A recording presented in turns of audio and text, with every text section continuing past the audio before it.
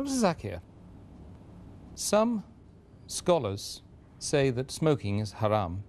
I'd like to know what's your opinion. And does smoking invalidate the fast? As far as smoking is concerned, several years before, when science hadn't advanced that far, most of the scholars used to say that smoking is makruh. Based on the hadith of Muhammad sallallahu alaihi wasallam, which is mentioned in Sahih Bukhari, volume number 1, in the book of Adhan, hadith number 855, where the Prophet said that anyone who eats garlic or onion, they should stay away from us and stay away from the mosque. Prophet said that, don't come to the mosque after having garlic or onion because there's bad breath. When you are smoking, the breath is worse than onion or garlic. So based on this hadith, therefore garlic and onion doesn't become haram, it was makruh. So based on this hadith, scholars give the fatwa that smoking is makruh.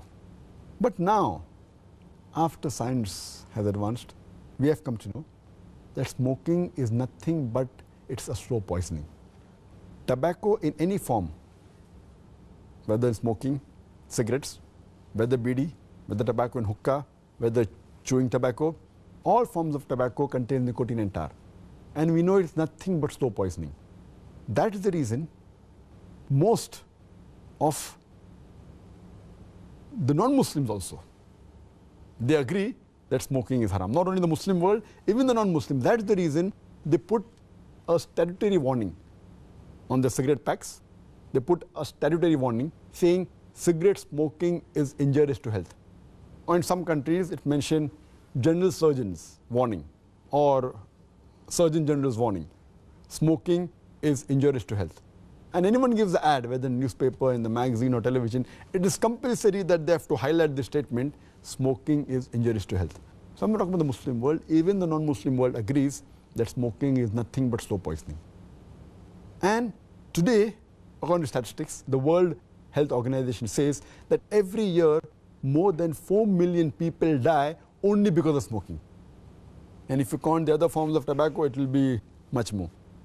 And today medical science tells us, and even I had learned when I was doing my medicine in the medical college, that more than 90% of the lung cancer deaths are only due to smoking, whether cigarette or bidi or whatever it is. 25% of the cardiovascular deaths are only because of smoking.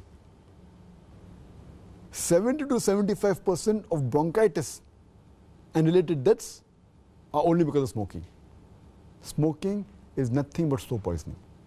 It blackens your lips, blackens your gums, your fingertips, it damages your lips, it damages your esophagus, it damages your stomach, and it can cause constipation, it can cause loss of appetite, it can cause loss of libido, your sexual power gets suppressed, it can cause immunity to the drugs you take, and it reduces the defense of your body.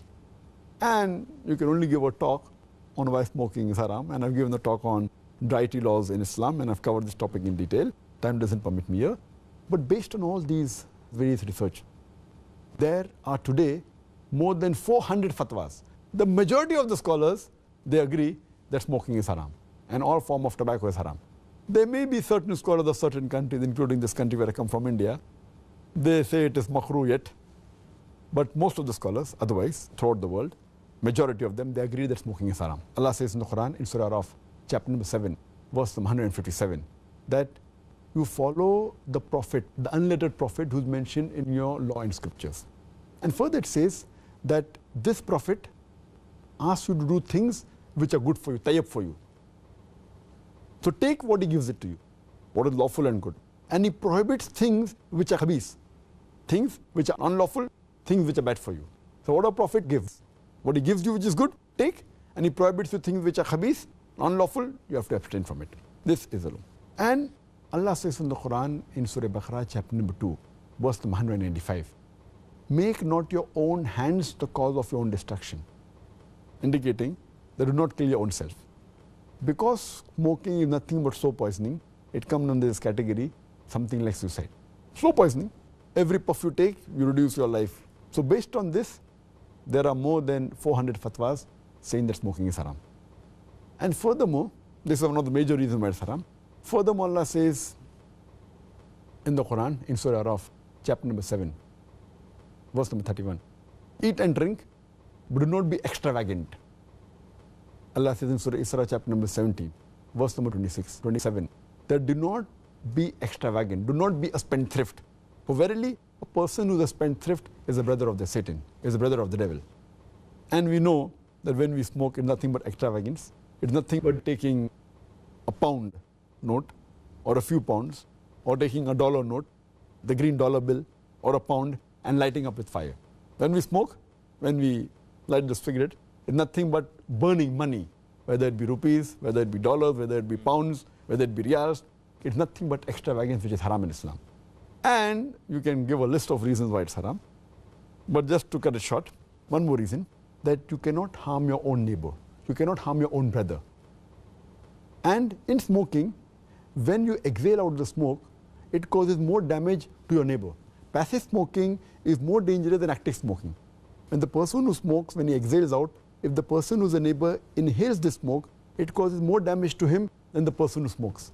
That's the reason many countries like Singapore, etc., they've banned smoking in public places. In your personal house, you can do it. In public places, in government places, smoking has been banned. So based on this, it's haram. So smoking is haram. As far as the second part of the question is concerned, that does smoking invalidate the fast?